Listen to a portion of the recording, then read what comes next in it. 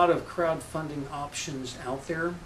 They basically boil down to two types of options. One is that you can raise money by pre-selling a product, and the other is that you can raise money through debt or equity funding. Websites like Kickstarter and Indiegogo are fantastic capital raising tools and market testing tools. And let's say that you've got a new thing. That new thing is some sort of a widget that is electronic, that does something unique. And you want to see whether or not you can sell some of them. So you use Indiegogo or Kickstarter or one of the others that are out there, and you put this product up and you offer it to people.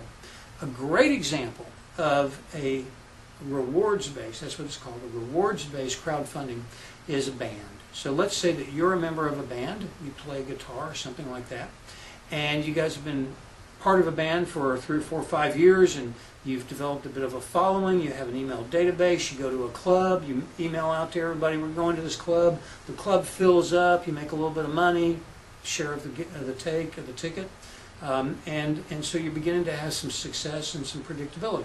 So you want to go cut a record, and a record costs maybe $20,000 to go to the studio, rent the studio time, have all the people do it, produce it, and then you get 1,000 or 2,000 or 5,000 copies of the disc that is your record. So that's going to cost you $20,000.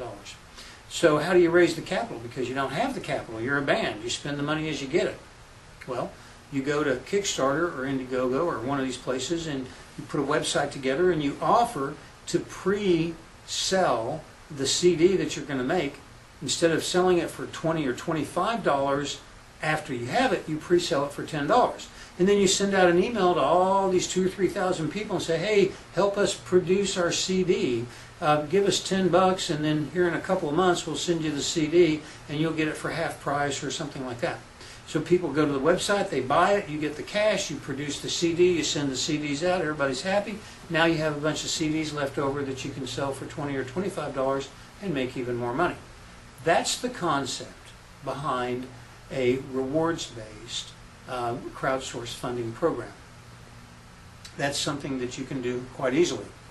It doesn't take a whole lot of money to be able to do it. In fact, most of these websites, the only cost to you other than time is a percentage of 5 to 10% that they take after the funding happens. So it doesn't cost you anything in advance and allows you to test the market. Now let's talk about angels. Angels are wealthy individuals that have money to invest. Typically they come out of an industry like technology or food services or something like that, and they've been very successful, they've got a lot of money, and they tend to invest in the same industries that they're experienced with. Tend to, not always. They tend to invest on average about $50,000. They tend to invest in deals that are very risky, and they do it because they get a big kick out of helping small investors. They do it because they just enjoy the startup process, typically. They're usually very patient, and they're willing to give you money and sit back and see what happens.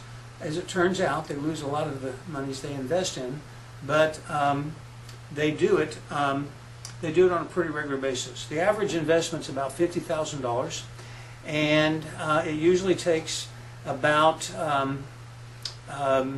2 to 3 months, 4 months of interaction with the angel to get them to make the investment. There are a tremendous number of angel investors out there. You almost certainly know some angel investors, but you don't know that they're angel investors because you've never had that conversation with them. So I recommend that you just talk about your deal to as many people as you can. Also, go onto the internet and do a search. If you're in Dallas, search Dallas Angel Investors, Angel Investor Club, Dallas, that kind of thing. Almost certainly in the big cities near you, there are angel investor groups or clubs that you can get in touch with. And they're always looking for good deals. They're looking for fresh new deals. That's what they want. And if you present your deal to them, they may very well give you an opportunity to come make a presentation. And when I say present the deal, they often will have a vetting process that you have to make it through. And a lot of times in the club, they'll have 2 or 3 people that are assigned the responsibility of doing the initial filtering to find the deals that they think the club would be more interested in. So they might get 100 deals in a month or a year through a website. and then they might filter through them and they might find 5 or 10